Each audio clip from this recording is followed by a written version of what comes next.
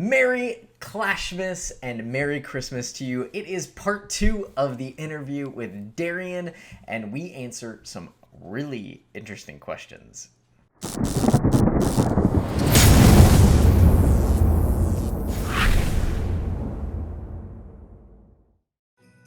Okay, so I do have a question about getting away from the whole Christmas theme now.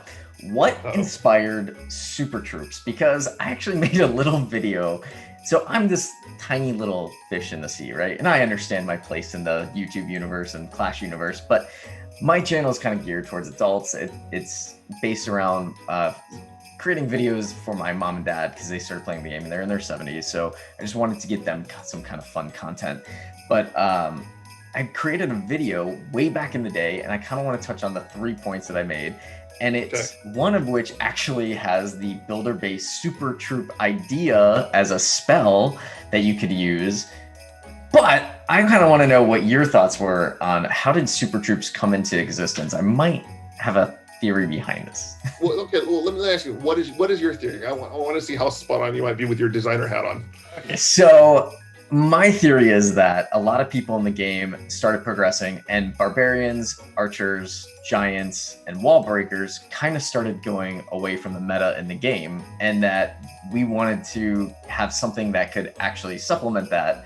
So in order to create those troops reinvigorated, it's kind of like, well, what's the next logical progression? We have to beef them up a little bit because you've got electro drags who do chain lightning, bowlers who do the bounce damage, but these other troops really didn't have anything other than serving a purpose up until about Town Hall 9. So that's kind of my theory behind it. You are half right. Okay. That is, so the Super Troops are kind of a two-sided coin, and that is one facet of it. So, but the original thought process was, we knew that we were going to be doing new Town Hall content minimally once every 18 months. But in between, like, we knew we wanted to do more building levels, troop levels, stuff like that. But those are elixir and gold costs, and there's not a whole lot of dark elixir sinks for max players. So that means for let's say someone maxes out their village on day one when Town Hall 13 is released, they're sitting on all this dark elixir with nothing to spend it on for 18 months. And that's not a fun experience. We actually saw that, there what we call in the gaming industry churned players, where people stopped playing. So we wanted to see, like, what can we do to help mitigate that churn and keep players engaged by creating a resource sink. And resource sink meaning, what are they going to spend on that would keep them engaged in playing the game?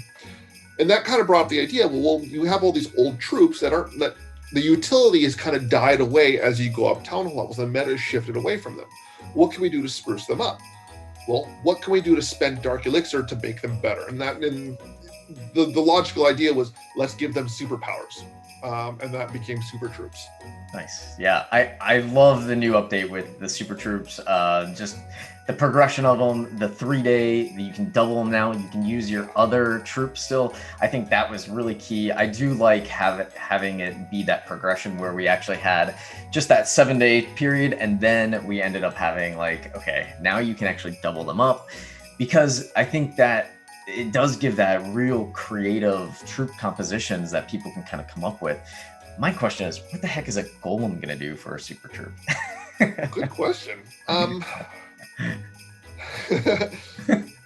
not asking for any secrets. I'm just phrasing a rhetorical question to the community at large. So we try to work on super troops months in advance. Like we had a veritable shopping list of super troop ideas, and usually so we do all of our, I guess, development tracking in like a project managing software, and each one of them has different facets, features of the game that we're working on. Like, for example, how many hero skins that we're working on for the next 4 or 5 months, super troop ideas, and different like new game ideas, building levels, stuff like that. And with the super troops, like each one of us, just any one of us on the development team can just put an idea, like, what do you guys think of this? So if I want to say I want to come up with a super dragon, it comes up with this. So we do have a monstrous list of super troops that we kind of experiment with on internal builds before we say, okay, yeah, this is a good idea.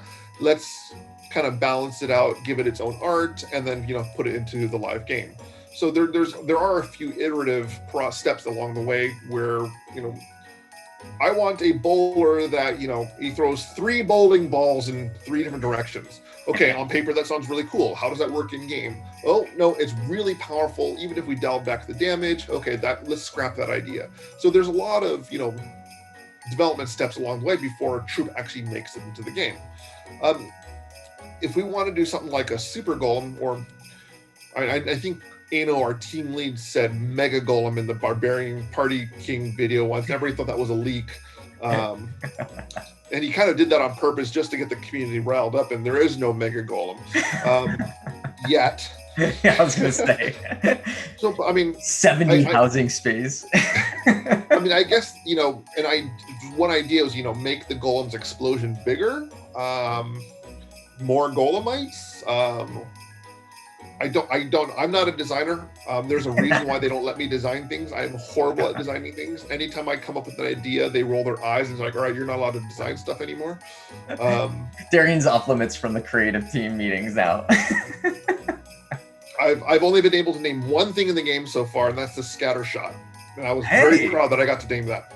That's awesome. I love it. I thought that was the most epic name for a building. I was like, that really fits it. It's really on point. A little bit of trivia. Everything so there's a reason why Clash names don't have puns. So for example, when we originally did the scatter shot, it was because Town Hall 13 was a winter theme, it was originally going to throw chunks of ice that slowed opponents down.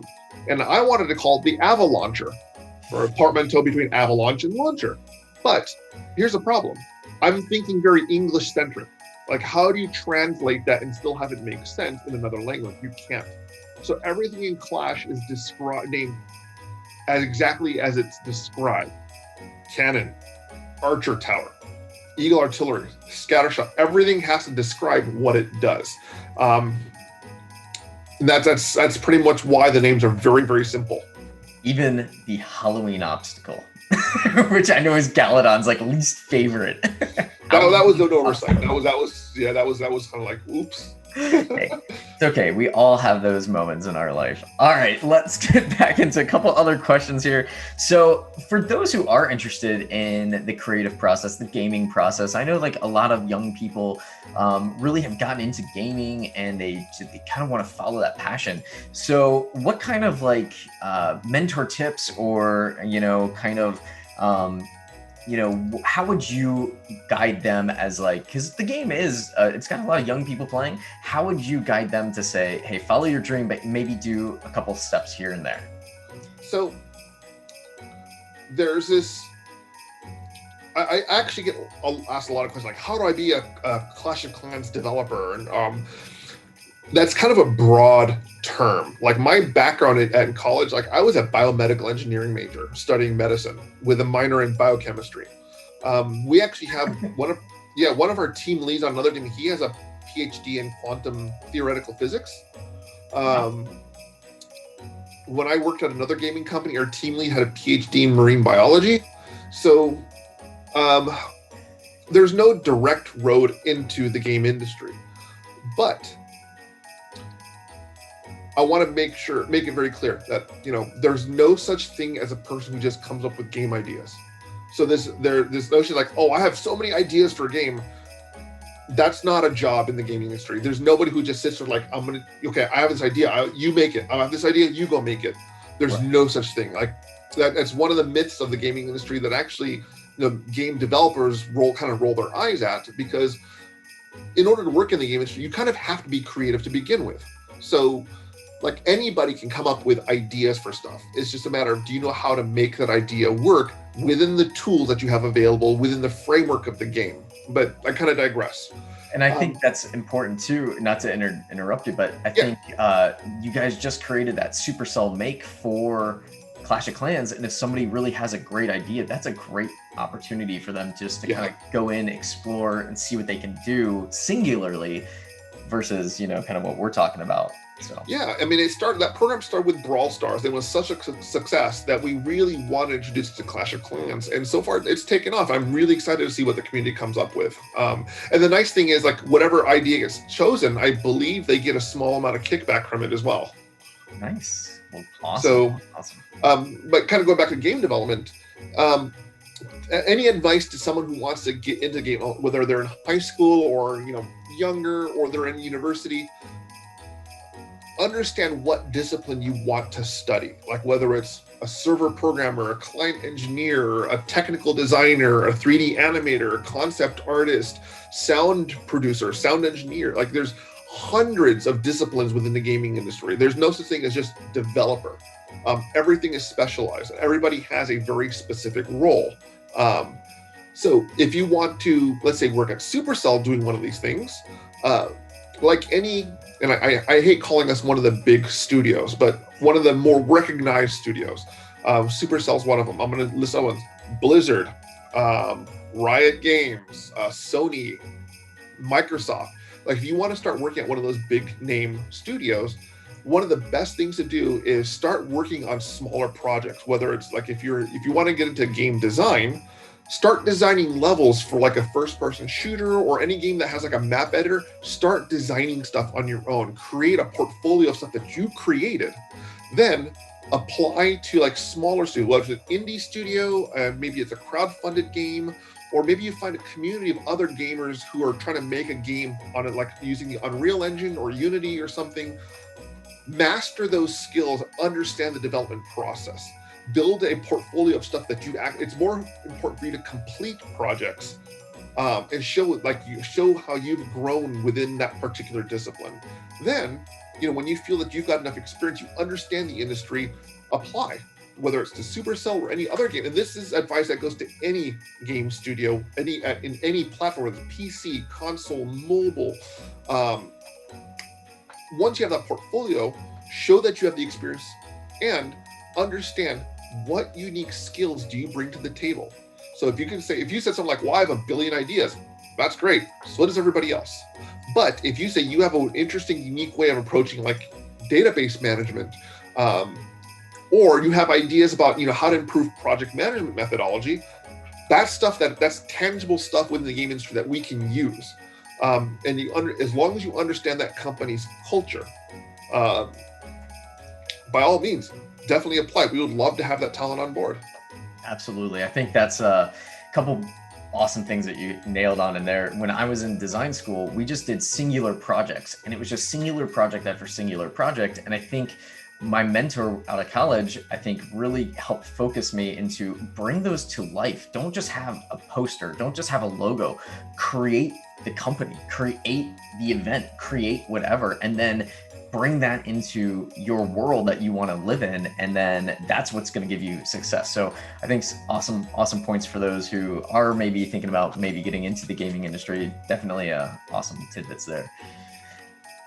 Couple other questions here for you. What in Clash? So there's lots of meta right now. I mean, with the advent of the super troops and kind of just normal troops and all the siege machines and spells now, I mean, besides a skeleton spell, which is still I call it the trash spell, but don't worry.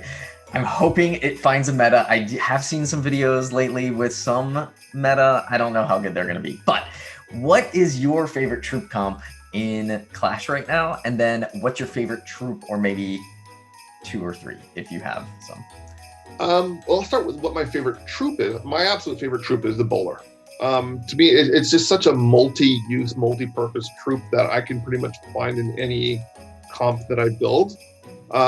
My go-to attack, and it's been my go-to attack since Town Hall 11, is I'm a diehard Queen Walk fanatic. Because I love trying to figure out what the best way to funnel, clearing space for my kill squad. And what I do is I open with a baby dragon to kind of clear some obstacles. I use a couple witches, a couple bowlers to clear one side out, Queen Walk this way, and then wall wrecker with ice golems in it, followed by my king, warden, bunch of bowlers, and a couple of yetis behind it. And they just go to like a surgical strike right into the town hall via Eagle artillery, just to take that out along the way. and it's an attack that one of our other community managers, Monica, she is actually our esports community manager, probably the most skilled player on our team. She always has her finger on the pulse of the competitive scene, and she's the one who showed me this attack.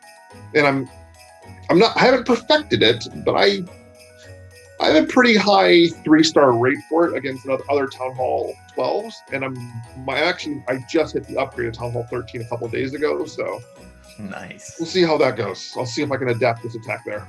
So how many how many accounts do you actually play with? 6.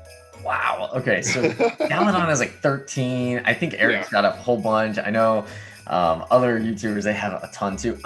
My 4, I can barely keep up with. So 6 alone, that's crazy. To be honest, I only focus on 2.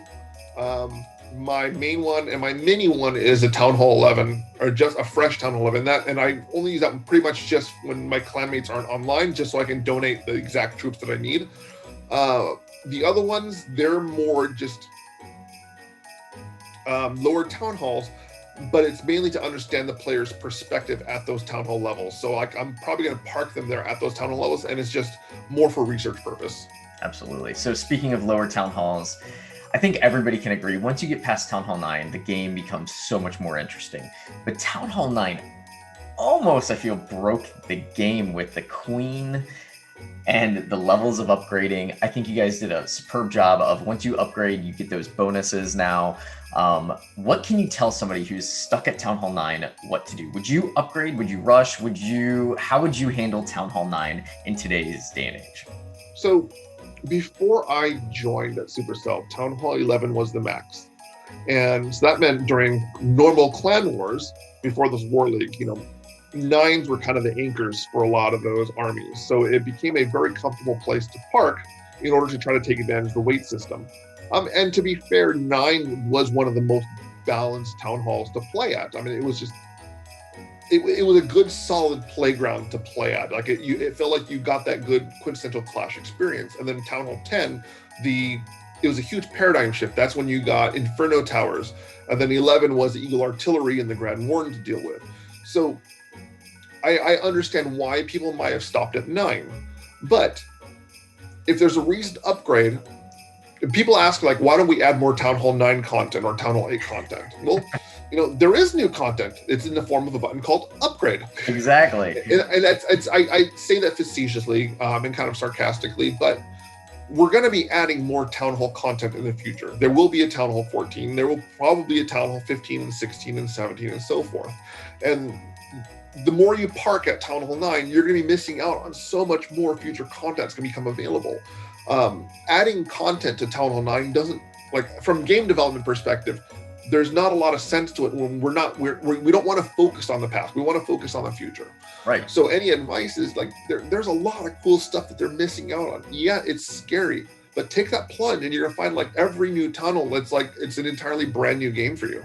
It is. I mean, that's one of the best things about having multiple accounts. If people don't have multiple accounts, you get the experience of, like, frustration, and then you think you're like this master, and then you go back onto your Town Hall 11 and you're like, I suck. It's like, I can't do it. Like, my Town Hall 13 could easily cremate this base, but I'm not at Town Hall 13. So it's like this crazy universe, and it's just so fun. It kind of keeps your ego in check.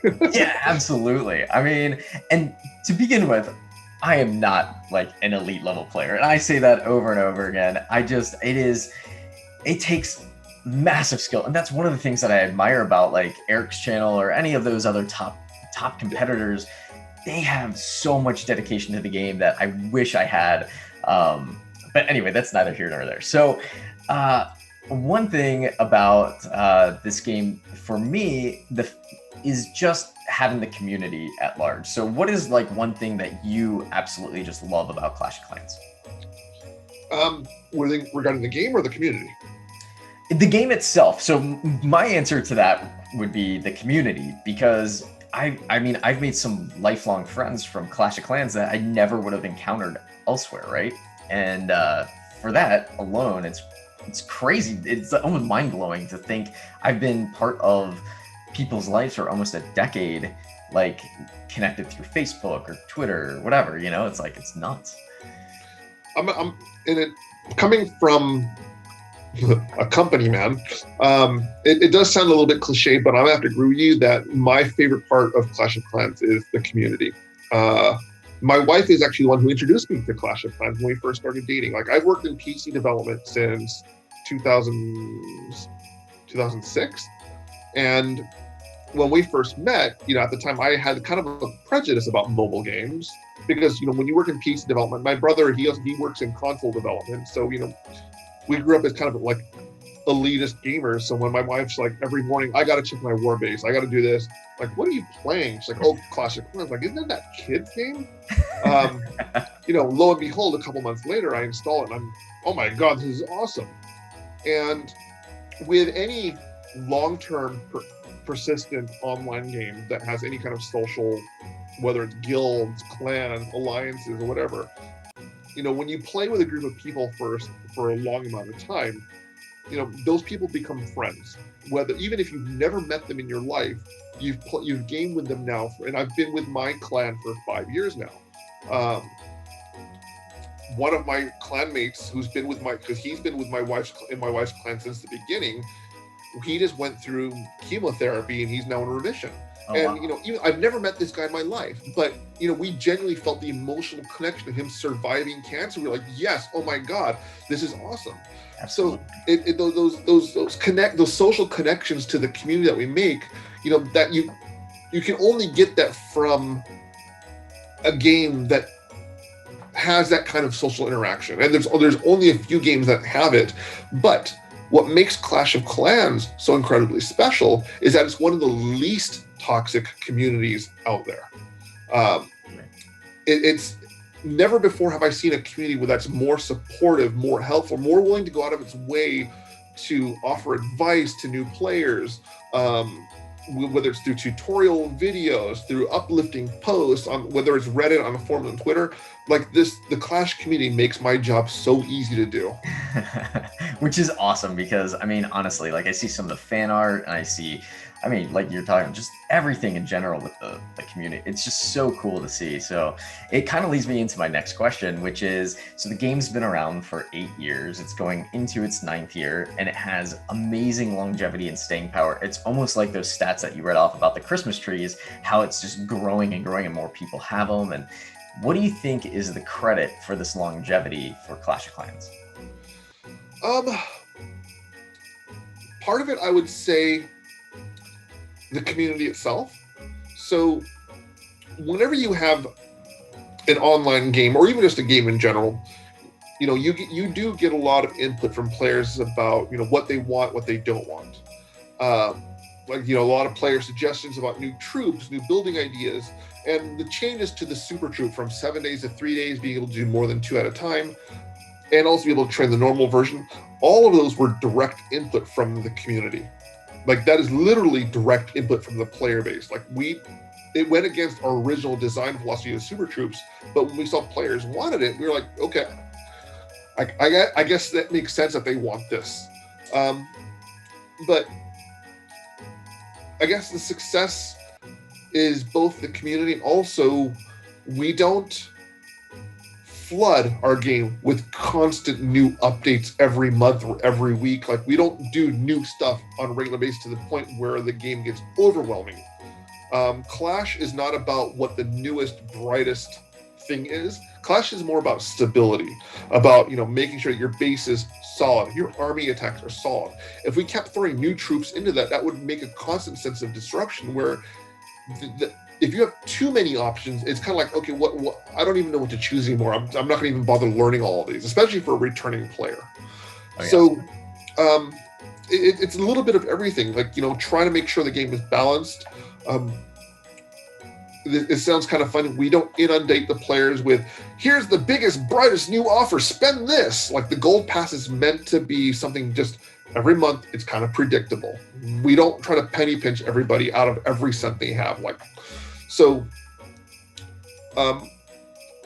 normally we don't talk about numbers or dollars or anything like that, but it would be very easy for us to just list every day, here's something for $1, and we could sell billions of it.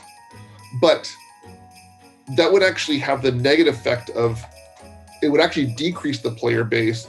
It would actually decrease the fun. It would make the game pointless. And we don't want to do that. Clash is not about making the biggest profit. It's about making a game that people enjoy. And that's kind of the company motto, making games that people enjoy for many, many years and they remember forever. Absolutely. And I think that means, sorry, just one last thing. And that means making sure that all of our teams focus on making sure the games are enjoyable and successful, not about what's the most profitable, not about what's going to get the most, return on investment. It's what are we going to do to make this game fun? And that has always been our driving philosophy. Absolutely. I think that's where a lot of confusion comes in for people when they're like, man, Supercell's just out to money grab for this, and I'm like, it's actually not. The packs that they're offering are trying to get you caught up so that you can enjoy the game even more. And like when I see a great pack value, I mean, this Christmas pack, I'm totally going to be taking advantage of because it is so worth I was going to get gems anyway, but then I get all that other stuff and I need to wall grind like crazy at my Town Hall 13. So I mean, it is going to be a Christmas treat for myself. All right, that does it for today's video. Huge thank you to Darian for doing part 2 with me. Part 3 comes your way tomorrow. Until then, Merry Christmas. Feldy, peace.